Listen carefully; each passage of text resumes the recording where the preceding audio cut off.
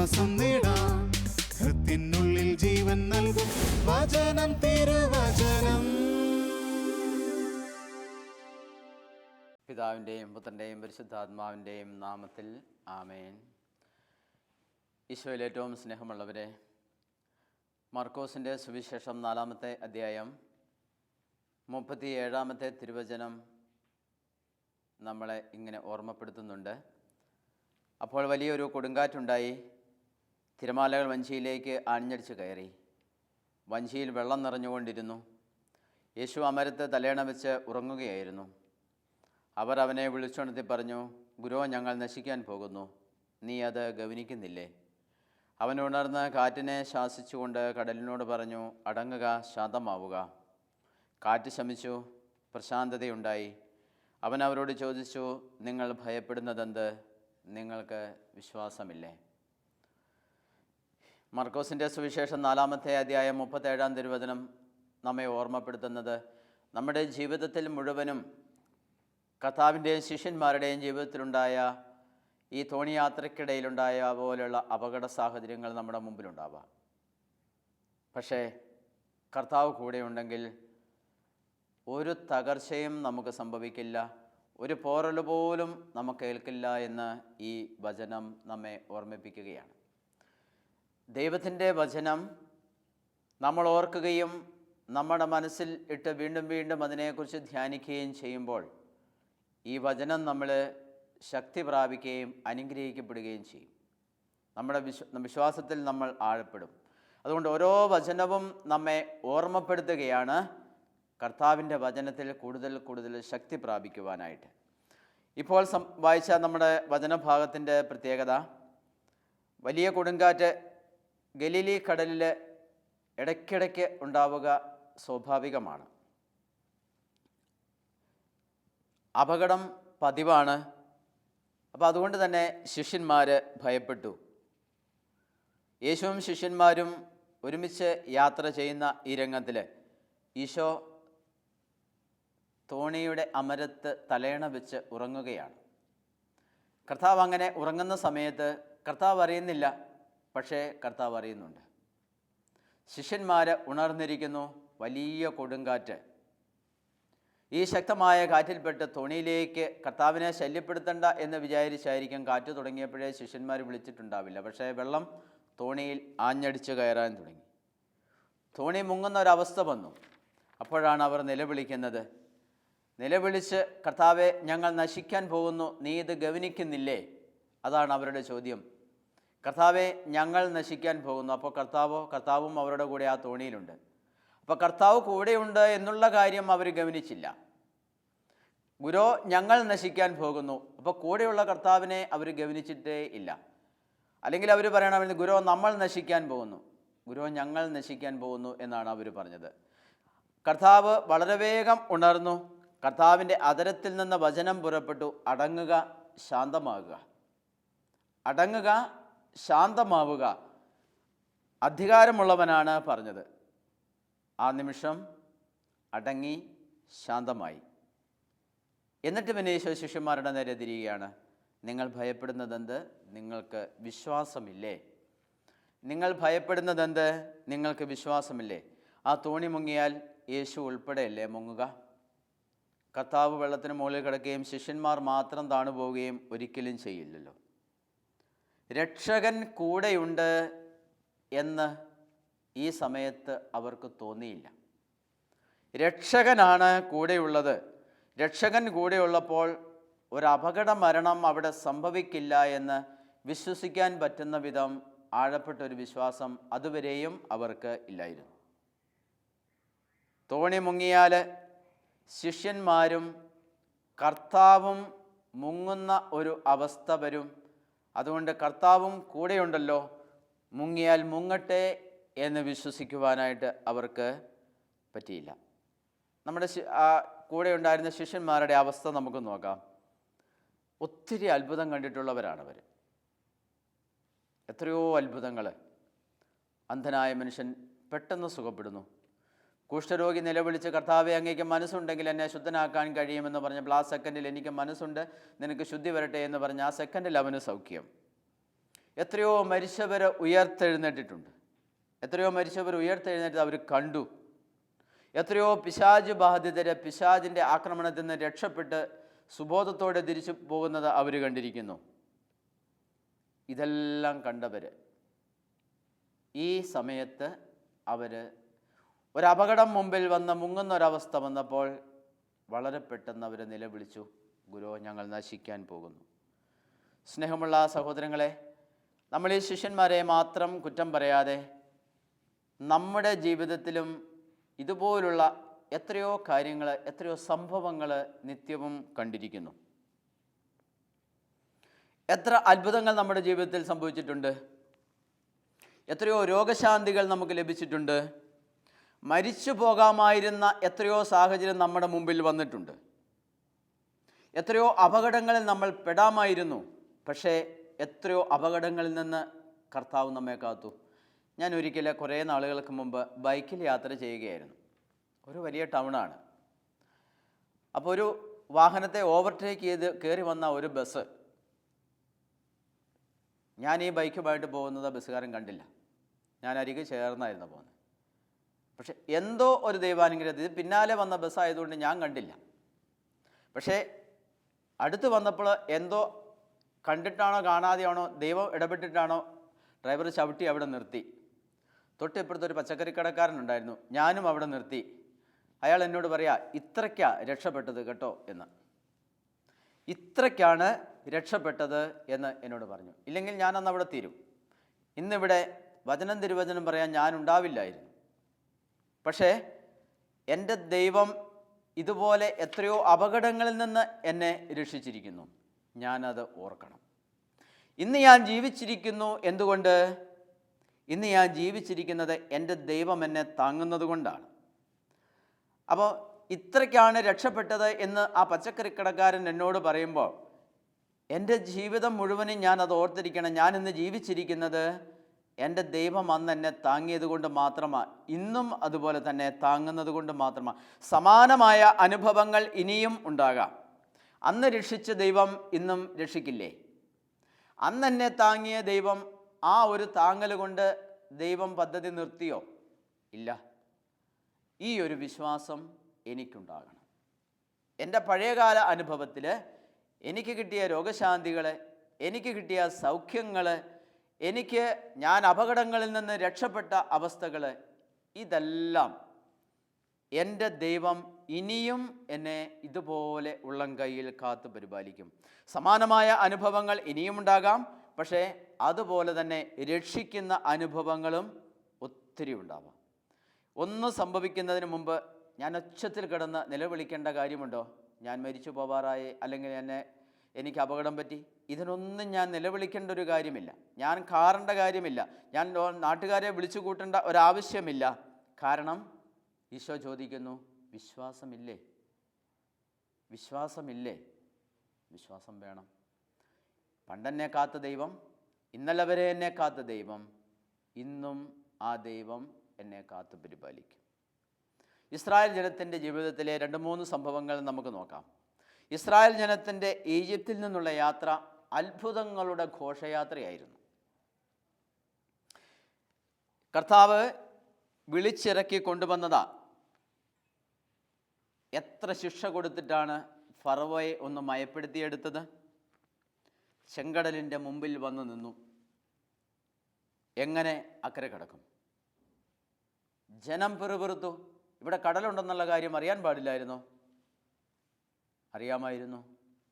പക്ഷേ കർത്താവ് അവരെ ഉണങ്ങിയ നിലത്തുകൂടെ അക്കരയ്ക്ക് കടത്തിയെന്ന് വചനം നമ്മോട് പറയുന്നു. കുറേ കഴിഞ്ഞപ്പോൾ ഫറവോ മനസ്സ് മാറ്റി. വളരെ അത്ഭുതം കണ്ടാണ് ഈ ജനം ഉണങ്ങിയ നിലത്തുകൂടെ വരണ്ട ഭൂമിയിലെന്ന പോലെ കടലിൻ്റെ നടുവിലൂടെ കടൽ വറ്റിച്ച് ആ ജനം ഇക്കരയ്ക്ക് കടന്നു പോരുന്നത്. അതാ പിന്നാലെ ഫറവോ വരുന്നു. ഫറവോ മനസ്സ് മാറ്റുക. ഫറവോ മനസ്സ് മാറ്റാനുള്ള കാരണം ഫറവോയുടെ ഇഷ്ടികക്കളത്തിൽ പണിയെടുക്കുവാൻ ആളില്ലാതെ പോയി. അടിമകളും മുഴുവനും പോയി. അതുകൊണ്ട് അവരെ തിരിച്ചു പിടിക്കുവാനായിട്ട് ഫറവോയുടെ സൈന്യം പിന്നാലെ വരികയാണ്. 10 കൽപ്പനകൾ എന്ന 10 കമാൻഡ്മെൻറ്റ്സ് എന്ന സിനിമ ഏതാണ്ട് 1950കളിൽ ഇറങ്ങിയ സിനിമയാണ്. ആ സിനിമ നമ്മൾ കാണുമ്പോൾ വളരെ മനോഹരമായ ഈ സംഭവം അവിടെ എത്ര അത്ഭുതകരമായിട്ട് ഇന്നത്തെ ടെക്നോളജി പോലും അത്ഭുതപ്പെടുന്ന തരത്തിലാണ് ഇസ്രായേൽ ജനം ചെങ്കടൽ കടക്കുന്നത് അതിനകത്ത് അവതരിപ്പിച്ചിരിക്കുന്നത്. എത്ര മനോഹരമായിട്ടാണ് ആ സംവിധായകനെ ചെയ്തതെന്ന് ഇന്നും നമ്മൾ ആലോചിച്ചാൽ നമുക്ക് ഇവിടത്തും കിട്ടത്തില്ല. അത് കാണുമ്പോൾ നമ്മളെ മുൾമുനയിൽ നിർത്തുകയാണ്. ഫറവോയുടെ സൈന്യം പിന്നാലെ വരുന്നു. ഇസ്രായേൽ ജനം കടലിലൂടെ അക്കരയ്ക്ക് ഓടി ഓടി ഫറവോയ്ക്ക് പിടുത്തം കൊടുക്കാതെ പോവുകയാണ്. ജനം വല്ലാതെ ഭയപ്പെടുന്നു. ഫറവോയുടെ കയ്യിൽ വീണ്ടും ജനത്തെ വിട്ടുകൊടുക്കാൻ ദൈവം അനുവദിക്കുമോ? ഒരിക്കലുമില്ല. ദൈവം ജനത്തിന് ഭയപ്പെടേണ്ട ഒരാവശ്യം, എങ്കിലും പുറകെ വരുന്ന ശത്രുക്കളെ കാണുമ്പോൾ ഒരു ഭയം ഇല്ല. എൻ്റെ ദൈവം എന്നെ രക്ഷിക്കുമെന്ന് പറഞ്ഞ് അവിടെ സ്വസ്ഥമാകാൻ വിശ്വാസമുള്ളവർക്ക് മാത്രമേ സാധിക്കുകയുള്ളൂ. ഫറവോയുടെ കയ്യിൽ വീണ്ടും വിട്ടുകൊടുക്കാനല്ല ദൈവം അവരെ ഈജിപ്തിൽ നിന്ന് ഈ 10 ശിക്ഷകളും കൊടുത്ത് അവരെ അവിടുന്ന് ഇറക്കിക്കൊണ്ടുവന്നത്. ദൈവത്തിനൊരു പദ്ധതിയുണ്ട് ഈ ജനത്തെ എവിടെ എത്തിക്കണമെന്ന്. ഇസ്രായേൽ ജനം കരയ്ക്ക് കയറിയപ്പോൾ ചെങ്കടൽ വീണ്ടും പഴയപടിയായി. ദൈവത്തിൻ്റെ രക്ഷ നൽകുന്ന പ്രവൃത്തി ഇസ്രായേൽ ജനം അവിടെ കണ്ടു. വചനം പുറപ്പാട് പുസ്തകം നമ്മെ ഓർമ്മപ്പെടുത്തുന്നു. രാത്രിയുടെ അന്ത്യയാമത്തിൽ കർത്താവ് അഗ്നിയുടെയും മേഘത്തിൻ്റെയും സ്തംഭത്തിൽ നിന്ന് ഈജിപ്തുകാരുടെ സൈന്യത്തെ നോക്കി അവരെ പരിഭ്രാന്തരാക്കി. അവിടുന്ന് രഥചക്രങ്ങൾ തടസ്സപ്പെടുത്തി. തന്മൂലം ഗതി ദുഷ്കരമായി. അപ്പോൾ ഈജിപ്തുകാർ പറഞ്ഞു, ഇസ്രായേൽക്കാരിൽ നിന്ന് നമുക്ക് ഓടി രക്ഷപ്പെടാം. കർത്താവ് അവർക്ക് വേണ്ടി ഈജിപ്തിനെതിരെ യുദ്ധം ചെയ്യുകയാണ്. രാത്രിയുടെ അന്ത്യയാമത്തിൽ കർത്താവ് അഗ്നിയുടെയും മേഘത്തിൻ്റെയും സ്തംഭത്തിൽ നിന്ന് ഈജിപ്തുകാരുടെ സൈന്യത്തെ നോക്കി അവർ പറിച്ചുപോയി. അവരെ കർത്താവ് പരിഭ്രാന്തരാക്കി. അവിടുന്ന് അവരുടെ രഥചക്രങ്ങൾ തടസ്സപ്പെടുത്തി. തന്മൂലം ഗതി അവർക്ക് ദുഷ്കരമായി. മുന്നോട്ട് നീങ്ങാൻ പറ്റാത്ത ഒരവസ്ഥ കർത്താവ് അവരുടെ മുമ്പിൽ കൊണ്ടുവന്നു. എന്തിന്? ഈ ഇസ്രായേൽ ജനത്തെ രക്ഷിക്കാൻ. ഈ ഇസ്രായേൽ ജനത്തെ ഫറവോയുടെ സൈന്യം വീണ്ടും പിടിച്ചു കൊണ്ടുപോകുന്ന ഒരവസ്ഥ വരാതിരിക്കാൻ അവരുടെ രഥചക്രങ്ങൾ കർത്താവ് തടസ്സപ്പെടുത്തി. തന്മൂലം ഗതി ദുഷ്കരമായി. അപ്പോൾ ഈജിപ്തുകാർ പറഞ്ഞു, അവർക്ക് മനസ്സിലായി, ഇസ്രായേൽക്കാരിൽ നിന്ന് നമുക്ക് ഓടി രക്ഷപ്പെടാൻ. കർത്താവ് അവർക്ക് വേണ്ടി ഈജിപ്തിനെതിരെ യുദ്ധം ചെയ്യുക. കർത്താവ് അവർക്ക് വേണ്ടി ഈജിപ്തിനെതിരെ യുദ്ധം ചെയ്യുന്നു. കർത്താവ് നമുക്ക് വേണ്ടിയും നമ്മുടെ ശത്രുക്കൾക്കെതിരെ നമ്മുടെ കർത്താവ് നമുക്ക് വേണ്ടി യുദ്ധം ചെയ്യും. പുറപ്പാട് 14:14 പറയുന്നു, നിങ്ങൾ ശാന്തരായിരുന്നാൽ മതി, കർത്താവ് യുദ്ധം നയിച്ചുകൊള്ളും. നിങ്ങൾ ശാന്തരായി ഇരുന്നാൽ മതി. ഇങ്ങനെ അത്ഭുതങ്ങൾ കണ്ടു വളർന്ന മോചിതരായ ജനം മരുഭൂമി യാത്രയ്ക്കിടയിൽ മുഴുവനും പെറുപെറുക്കുകയാണ്. ഞാൻ പറഞ്ഞല്ലോ, അവരുടെ ജീവിതം മുഴുവൻ, മോചനം മുഴുവൻ, പുറപ്പാട് മുഴുവനും അത്ഭുതങ്ങളുടെ ഘോഷയാത്രയായിരുന്നു. എന്നിട്ടും അവർ ഒരിക്കൽ കിട്ടിയ അനുഭവം, ഒരിക്കൽ കിട്ടിയ സൗഖ്യം, ഒരിക്കൽ രക്ഷപ്പെട്ട അനുഭവം അവർ മറക്കുകയാണ്. ഇതുപോലെ നമ്മളും ഒരിക്കൽ കിട്ടിയ അനുഭവം, ഒരിക്കൽ കിട്ടിയ സൗഖ്യം, ഒരിക്കൽ നമ്മൾ രക്ഷപ്പെട്ട അനുഭവം നമ്മൾ വീണ്ടും നമ്മൾ മറന്നു പോകും. ഇന്നലത്തെ കഥകൾ വരെ ഇന്ന് നമ്മൾ മറക്കും. ഇന്ന് നമ്മൾ ടെൻഷൻ അടിക്കും. എങ്ങനെ? ദൈവം രക്ഷിക്കുമോ എന്നുള്ള ചിന്തയിൽ. പുറപ്പാട് പുസ്തകം 16-ാം അധ്യായം 2-ാമത്തെ തിരുവചനത്തിൽ, മരുഭൂമിയിൽ വെച്ച് ഇസ്രായേൽ സമൂഹം ഒന്നടങ്കം മോശയ്ക്കും അഹ്റോനും എതിരായി പുറപ്പെട്ടു. പുറപ്പാട് 16:2. മരുഭൂമിയിൽ വെച്ച് ഇസ്രായേൽ സമൂഹം മോശയ്ക്കും അഹ്റോനും എതിരായി അവരൊന്നടങ്കം പിറുപിറുക്കുകയാണ്. അവർ പറയുന്നത് ഇതാണ്, ഇസ്രായേൽക്കാർ അവരോട് പറഞ്ഞു, ഈജിപ്തിൽ ഇറച്ചിപ്പാത്രത്തിനടുത്തിരുന്ന് തൃപ്തിയാവോളം അപ്പം തിന്നുകൊണ്ടിരുന്നപ്പോൾ കർത്താവിൻ്റെ കരത്താൽ കൊല്ലപ്പെട്ടിരുന്നുവെങ്കിൽ എത്ര നന്നായിരുന്നു. എന്നാൽ സമൂഹം മുഴുവനെയും പട്ടിണിയിട്ട് കൊല്ലാനായി ഞങ്ങളെ ഈ മരുഭൂമിയിലേക്ക് നിങ്ങൾ കൊണ്ടുവന്നിരിക്കുന്നു. കേൾക്കേണ്ട വാക്കാണ് മോശയും അഹ്റോനും. ശരിക്കും മോശയ്ക്കും അഹ്റോനുമെതിരായിട്ടല്ല ഈ വാക്ക് ചെന്ന് കൊള്ളുന്നത് കർത്താവിലാണ്. ഇസ്രായേൽക്കാരുടെ പരാതി ഇതാണ്, ഈജിപ്തിൽ ഇറച്ചിപ്പാത്രത്തിന് അടുത്തിരുന്ന് തൃപ്തിയാവോളം അപ്പം തിന്നുകൊണ്ടിരുന്നപ്പോൾ കർത്താവിൻ്റെ കരത്താൽ കൊല്ലപ്പെട്ടിരുന്നുവെങ്കിൽ എത്ര നന്നായിരുന്നു. സമൂഹത്തെ മുഴുവൻ പട്ടിണിയിട്ട് കൊല്ലാനായിട്ടാണോ നിങ്ങൾ ഇങ്ങോട്ട് കൊണ്ടുവന്നത്? ഈ ഒരു ചോദ്യം ചെങ്കടൽ കടന്നത് മറന്നു, ഫറവോയിൽ നിന്ന് രക്ഷപ്പെട്ടത് മറന്നു, എല്ലാ ആപത്തുകളിൽ നിന്നും രക്ഷപ്പെട്ടത് മറന്നു, ദൈവം അവരും മന്നയും കാടപ്പക്ഷിയും കൊടുക്കുന്നത് മറന്നു, എല്ലാം മറക്കുകയാണ്. ഇതെല്ലാം മറന്നിട്ട് അവർ ചോദിക്കുക, പട്ടിണിക്കിട്ട് കൊല്ലണോ ഇങ്ങോട്ട് ഞങ്ങളെ കൂട്ടിക്കൊണ്ട് വന്നത്?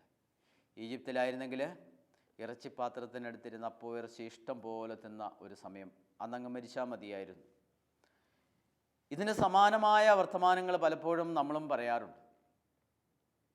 ഈജിപ്തിലെ ഇറച്ചിപ്പാത്രത്തിനടുത്ത് ഇരിക്കലും മാത്രമായിരുന്നില്ല, ദൈവത്തിന് അവരെ കൊണ്ടൊരു പദ്ധതി ഉണ്ടായിരുന്നു.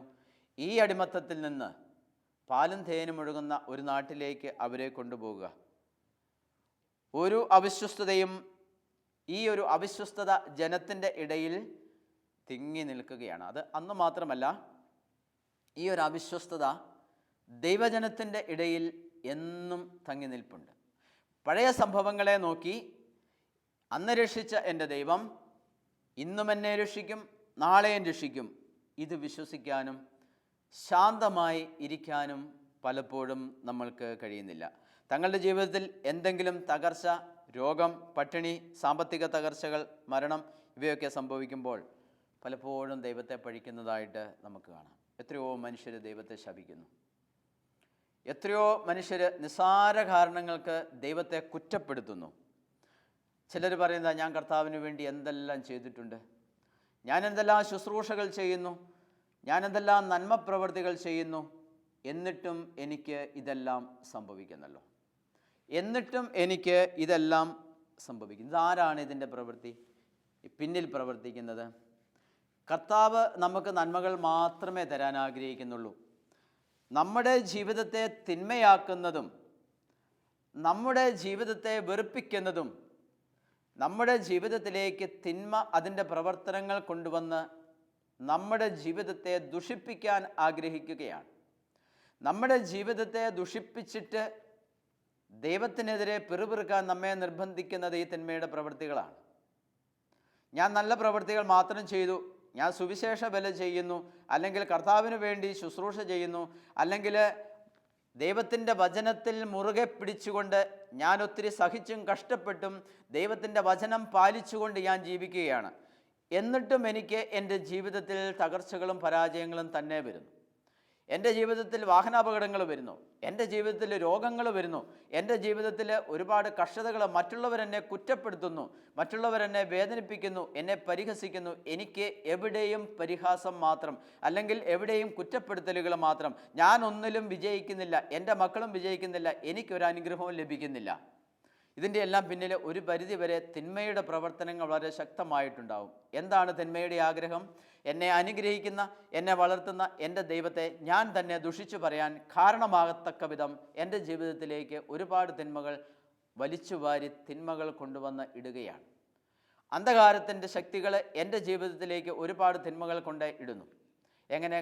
ഇതൊക്കെ കർത്താവ് കളകളുടെ ഉപമയിൽ ഈശോ പറയുന്നുണ്ട്, യജമാനൻ നല്ല വിത്തുകളാണ് വിതച്ചത്, പക്ഷേ ജോലിക്കാർ അവനോട് ചോദിക്കുക, യജമാനെ നീ നല്ല വിത്തല്ലേ വിതച്ചത്, പിന്നെ എങ്ങനെ കളകൾ ഉണ്ടായി?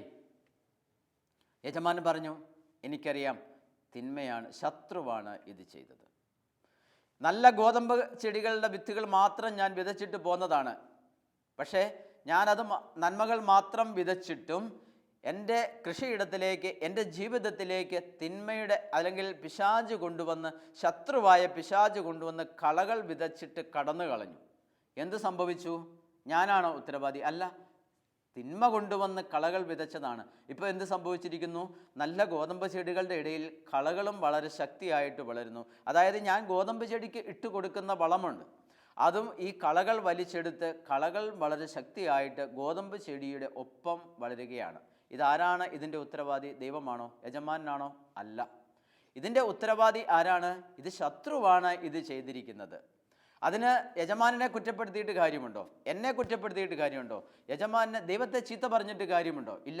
ശത്രു ഇത് കൊണ്ടുവന്ന് വിധിച്ച് കളഞ്ഞിട്ട് കടന്നു കളഞ്ഞു. എന്നിട്ട് അവൻ മാറിയിരുന്ന് ചിരിക്കുകയാണ്. ഞാൻ ദൈവത്തെ കുറ്റപ്പെടുത്തുന്നത് നോക്കി അവൻ സന്തോഷിക്കുകയാണ്.